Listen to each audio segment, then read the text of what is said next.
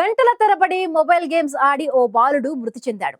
చేతిలో మొబైల్ అందులో నడుస్తున్న గేమ్ తో విగత జీవిగా పడి ఉండటం చూసి ఇంట్లో వాళ్ళు నిర్ఘాంతపోయారు.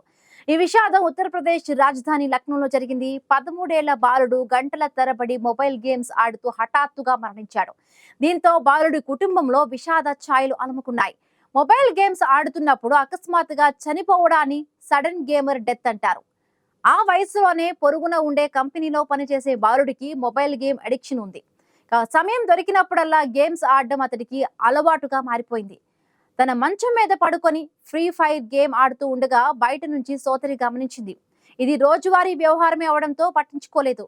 మళ్ళీ చూసినప్పుడు కూడా అదే పోజ్ లో పడుకొని ఉండటం చూసి అనుమానించింది. ఆమె సోదరుడు మంచం మీద పడుకొని ఉండగా మొబైల్ ఫోన్ ఆన్ లో ఉంది. బహుశా సోదరుడు గేమ్ ఆడుతూ నిద్రపోయాడని ఆమె భావించింది.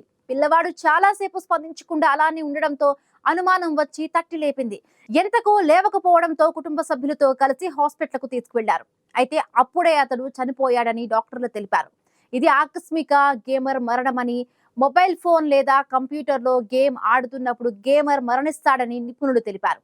ఆకస్మిక గేమ్ మరణం గురించి మనకు తెలియదు, కానీ విదేశాల్లో చాలా మందికి తెలిసిన విషయమే.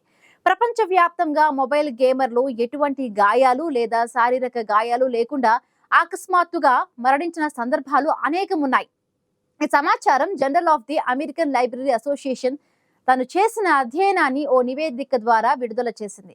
ప్రపంచవ్యాప్తంగా చాలా మంది మొబైల్ గేమ్స్ ఆడుతూ మరణించారని పోర్టల్ పేర్కొంది. ఈ సంఘటనలో హింస ఉండదు. మరణాలు మొబైల్ గేమింగ్ తో ముడిపడి ఉంటాయి. ఇది ఇంటర్నెట్ గేమింగ్ డిజార్డర్ తో కూడా ముడిపడి ఉంటుంది. సింగపూర్, మలేషియా, ఇండోనేషియా వంటి దేశాలతో సహా ఆగ్నేషియాలో ఇలాంటి మరణాలు వెలుగు చూశాయి. చాలా సార్లు ఈ కారణంగా మరణించినట్టు గుర్తించలేదు. 11 సంవత్సరాల నుంచి పెద్దవారిలో ఈ మరణాలు సంభవిస్తున్నాయని పరిశోధనలో తేలింది. చాలా మంది మొబైల్ గేమర్స్ గంటల తరబడి నిరంతరం ఆటలు ఆడుతున్నారని, చాలా తక్కువగా విరామం తీసుకుంటారని పరిశోధన పత్రం తెలిపింది. గేమింగ్ సమయంలో విపరీతమైన ఉత్కంఠతో ఒకే స్థానంలో ఎక్కువసేపు కూర్చోవడం, అధిక రక్తపోటు, హృదయ స్పందన రేటు పెరగటం వల్ల మరణాలు సంభవిస్తూ ఉంటాయి.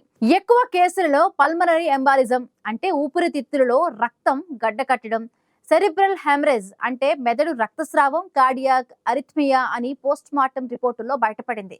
ఈ నేపథ్యంలో మనం ముందు చెప్పుకున్న యూపీ రాజధాని లక్నోలో బాలుని కేసుతో ఈ ప్రమాదం మనకు ఉందని గుర్తించబడింది. తాజాగా ప్రభుత్వం ఈ విషయంపై పూర్తి స్థాయి విచారణ తరువాత ఒక ప్రకటన చేయనుందని సమాచారం. గేమ్స్ ఒక్కటే కాదు, నేటి తరం మొబైల్లో రీల్స్ చూడడం శృతి మించుతోంది. వందలు వేలుగా ఉండే ఆ చిన్న చిన్న వీడియో క్లిప్పులు చూస్తూ ఉండిపోతున్నారు. వాటి నుంచి ధ్యాస తప్పించుకోలేకపోతున్నారు. అదొక్కటే కాదు, ప్రస్తుతం ఈ ప్రపంచాన్ని సోషల్ మీడియా నడిపిస్తోంది. దశాదిశ లేకుండా అన్ని వైపులా కాంతి వేగంతో ప్రయాణిస్తోంది. ప్రపంచ దేశాలన్నింటినీ తన గుప్పెట్లోకి తీసుకొని ఓ ఆట ఆడిస్తోంది. రేడియో, పత్రికలు, టీవీలను కూడా పక్కకు జరిపి తనదైన పద్ధతిలో ప్రయాణిస్తోంది సోషల్ మీడియా. ఎవరికి కావలసిన విధంగా వారిని అలరిస్తూ మొత్తం ప్రపంచాన్ని ఓ అంతులేని మత్తులో ముంచేస్తోంది. నిజానికి సోషల్ మీడియా అంటే అదో జగత్తు, డిఫరెంట్ వరల్డ్. అక్కడ రూల్స్ ఉండవు, ఎవరిష్టం వారిదే, అపరిమితమైన స్వాతంత్రం. చైనా, నార్త్ కొరియా, కొన్ని ఇస్లామిక్ దేశాల్లో కట్టడి చేయబడిన ఎక్కువ శాతం విచ్చలవిడిగానే కొనసాగుతోంది. కొందరికి ఇది వ్యసనంగా మారుతోంది. ఇదో సామాజిక మాధ్యమంగా మారిపోయి చాలా కాలం అవుతోంది. మీకు తెలుసా, పాశ్చాత్య దేశాల్లో 98% యువత నిత్యం ఆన్లైన్ లోనే జీవిస్తున్నారు. వారు ఎంతగా దీని ప్రభావానికి లోనయ్యారంటే ప్రతి 30 నిమిషాలకు ఒకసారి నెట్లోకి వెళుతున్నట్లు అధ్యయనాల ద్వారా గుర్తించారు. ఈ విషయంపై ఇప్పటికే పలు సంస్థలు పరిశోధనలు చేసి నివేదికలు సమర్పించాయి. ముఖ్యంగా మన దేశం విషయానికి వస్తే సోషల్ మీడియాలో గడిపే భారతీయుల సగటు సమయం 2.36 గంటలుగా అధ్యయనకర్తలు చెబుతున్నారు. అయితే గంటలకు పైగా 4.7% మంది ఆన్లైన్లోనే ఉంటున్నారు. స్మార్ట్ ఫోన్ ఉన్న ప్రతి ఒక్కరికి Facebook, Twitter, WhatsApp, YouTube, Instagram గురించి బాగా తెలుసు. ఇవి జనం మెచ్చిన సోషల్ మీడియా ప్లాట్ఫామ్స్. స్నేహితులు, కుటుంబ సభ్యులను కలిపేందుకు మొట్టమొదటిగా అందుబాటులోకి వచ్చాయి. ఆ తర్వాత తమకు బయట వీలు కాని సరదాలు తీర్చుకునేందుకు ఉపయోగపడుతున్నాయి. అనేక రకాలైన అవకాశాలతో ఇప్పుడు గంటల తరబడి వాటిలోనే గడిపేలా మారిపోయాయి. ముఖ్యంగా 16 నుంచి 24 యువత గంటల తరబడి సోషల్ మీడియాలోనే గడుపుతున్నారని అధ్యయనాలు చెబుతూ ఉన్నాయి. ఇంగ్లాండ్‌కు చెందిన కమ్యూనికేషన్స్ రెగ్యులేటర్ ఆఫ్‌కమ్ లెక్కల ప్రకారం పాశ్చాత్య దేశాల్లో 98% యువత అంటే 16 నుంచి 24 సంవత్సరాల వయస్సు గల వారు రోజులో ఎక్కువ సమయం ఆన్‌లైన్‌లో గడుపుతూ ఉంటే, భారతదేశంలో 33.7% మంది అదే పనిలో ఉంటున్నట్టు తెలిపింది. ఇక దేశంలో వినియోగంలో ఉన్న స్మార్ట్ ఫోన్లో కనీసం 3 యాప్‌లో ఏదో ఒకటి రోజు 30 నిమిషాలకు ఒకసారి తెరుస్తున్నట్టుగా గుర్తించారు. రోజులో గంట కంటే ఎక్కువ సేపు ఆన్‌లైన్‌లో గడిపితే అనర్థాలకు దారితీస్తుందని నిపుణులు చెబుతున్నారు. ఇక ప్రస్తుతం భారతదేశంలోని ఇంటర్నెట్ వినియోగదారులు సగటున రోజుకు 2.36 గంటలు సోషల్ మీడియాలో గడుపుతున్నట్టు యుఎస్‌కు చెందిన టెక్ జ్యూరీ సంస్థ తెలిపింది. వాస్తవానికి సోషల్ మీడియా వ్యసనాన్ని లెక్కించేందుకు నిర్దిష్టమైన కొలమానాలు ఏవీ లేవు. గంటల తరబడి ఫోన్తోనే గడపడాన్ని వ్యసనంగానే భావిస్తున్నారు. ప్రతి 20 నిమిషాలకు ఒకసారి ఫోన్ చూసుకోవడం, ఎలాంటి సందేశాలు రాకున్నా వచ్చినట్టు భావించడం, కాస్త సమయం దొరికితే యూట్యూబ్, ఫేస్బుక్‌లోకి దూరిపోయి సమయాన్ని మర్చిపోవడం, నిద్ర వస్తున్నా బలవంతంగా ఫోన్ చూస్తూ గడిపేయడం వంటి లక్షణాలు కనిపిస్తే అది సోషల్ మీడియా అడిక్షన్‌గా చెబుతూ ఉన్నారు.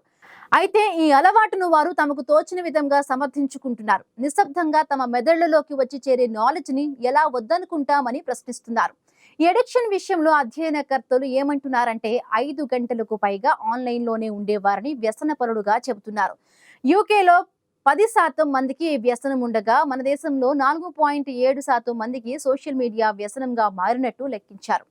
ప్రస్తుతం ఇంటర్నెట్ ఎక్కువ మందికి అందుబాటులోకి వస్తూ ఉండడంతో వచ్చే 2 ఏళ్లలో మన దేశంలో ఇది 12% పెరగవచ్చని అంచనా వేస్తున్నారు.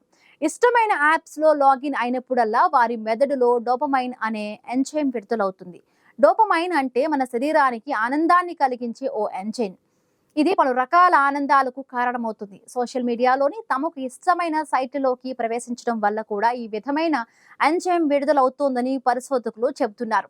ఈ ఎంజైమ్ విడుదల కారణంగా మెదడులోని న్యూరో ట్రాన్స్మిటర్లు ఆనందంతో కదులుతాయి. సోషల్ మీడియాను మితిమీరి ఉపయోగించడం వల్ల ఉద్యోగం, చదువు, పనులపై ప్రతికూల ప్రభావం పడుతుంది. అంటే ఏదైనా నిర్దిష్ట సమయంలో చేయాల్సిన పనికి బదులు ఎప్పుడు పడితే అప్పుడు తెరిస్తే అది వ్యసనానికి సంకేతంగా చెబుతున్నారు. అంటే చేసే పనిని పాతరేసి లేని పనులను సృష్టించుకోవడం. దానివల్ల లాభం కన్నా నష్టమే ఎక్కువగా జరుగుతుంది. చేయాల్సిన పనులను వాయిదా వేసే అలవాటు పెరుగుతుంది. స్నేహితులు, కుటుంబ సభ్యులతో కలిసి ఉన్నప్పుడు భోజనం చేసేటప్పుడు స్మార్ట్ ఫోన్ను తీసుకోవడం, మెసేజ్లను చూడడం వల్ల సామాజిక సంబంధాలు దెబ్బతింటాయి. ఒంటరిగా ఉండటం అలవాటుగా మారిపోతుంది. బాహ్య ప్రపంచంతో సంబంధం లేకుండా జీవించడం అలవాటుగా మారిపోతుంది. ప్రతి చిన్న సమస్యకు పరిష్కారంగా ఆన్లైన్, సోషల్ మీడియాపై అధికంగా ఆధారపడడం జరుగుతుంది. ఇలా చేయడం వల్ల యువతరం తప్పుదారి పట్టడం ఖాయమని అంటున్నారు నిపుణులు. ఎందుకంటే ఇప్పుడు ఇంటర్నెట్ మొత్తం ఆర్టిఫిషియల్ ఇంటెలిజెన్స్ ఆధారంగా నడుస్తోంది.